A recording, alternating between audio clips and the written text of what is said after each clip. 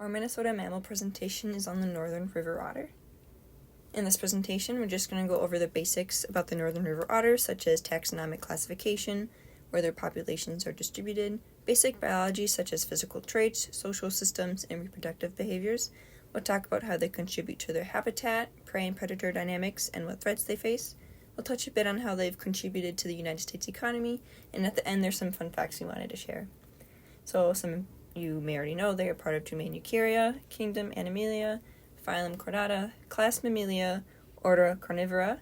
They're part of the family Mastilidae, which is the largest family in Carnivora, with 62 extant species divided into 23 genera.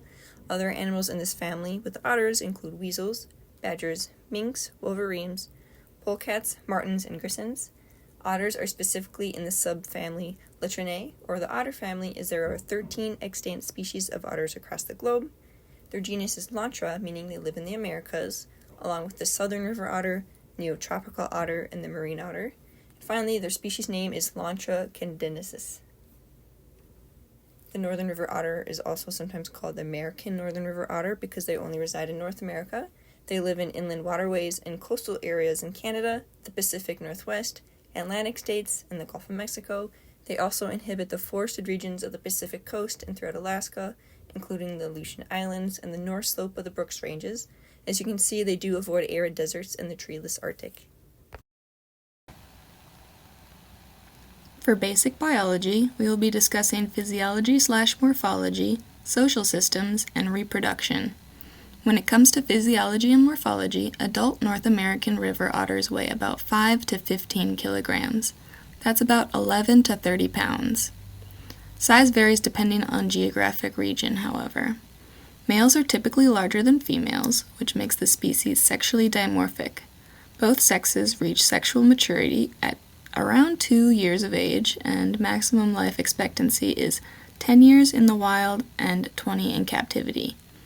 They are most active during nocturnal and crepuscular hours, but can be sighted during any time of day.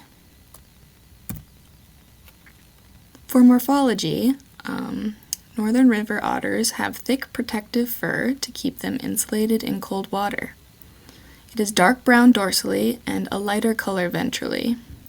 They have short limbs with webbed feet adapted for swimming, a flattened cranium and long narrow body for streamlined movement, a long, strong tail for propulsion in water, long vibrissae for prey detection in dark, murky water, and clawed feet for gripping slippery prey such as fish.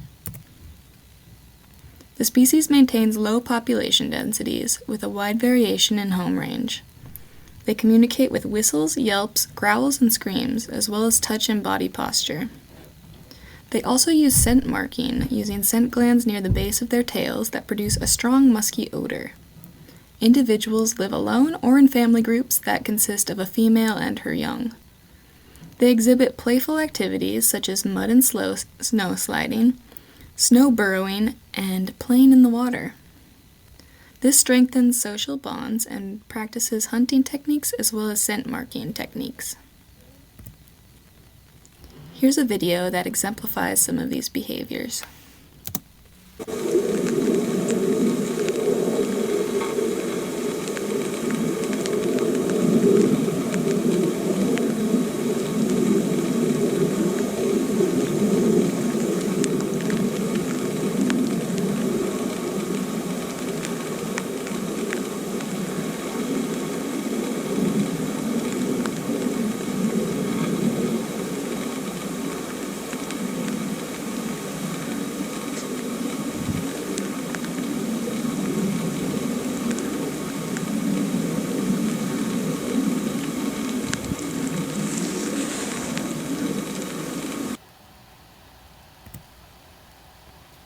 When it comes to reproduction, the breeding period for otters is late March through April. They are a polygynous mating system, which means that one male can mate with many females during a breeding season. Males and females do not associate except during the mating season. River otters display delayed implantation, with birth occurring up to 1 year from time of breeding, though the usual period for gestation is around 2 months.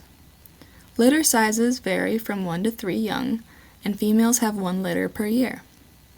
Females give birth to, nurse, and care for their young in dens near the water. Offspring stay with their mother until they are 6 months to a year old. Northern river otters are aquatic habitat generalists, meaning they are able to thrive in various freshwater systems, estuaries, and coastal areas. Their dens are typically located along waterways and abandoned burrows or hollow spaces, with underwater entrances for easy access. As carnivores, their diet mainly includes slow-moving fish, frogs, crayfish, and birds. While predation is rare, documented predators of otters include gray wolves, bobcats, coyotes, domestic dogs, and mountain lions. Northern river otters face several threats, including hunting, trapping, pollution, dams and water management, climate change, and diseases. In the early to mid-1900s, trapping and pollution drastically reduced their populations. However, due to reintroduction efforts, stricter trapping regulations, and improved environmental protections, many populations of river otters have recovered and expanded significantly. The northern river otter plays an economical role as a fur bearer species. Many individuals use otter pelts as a source of income, with an average otter pelt selling for $15 to $20. Beyond their value in the fur trade, northern river otters contribute to aquatic ecosystems by preying on trash fish that would otherwise compete with more economically valuable fish.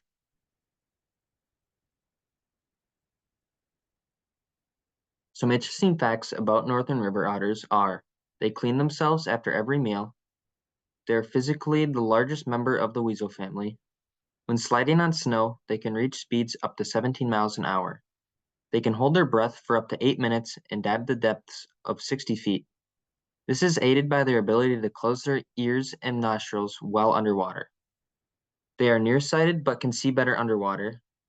Their tail makes up about 1/3 of their total length. And finally, they are classified as least concern on the IUCN Red List. Thank you for listening to our presentation on the Northern River Otter.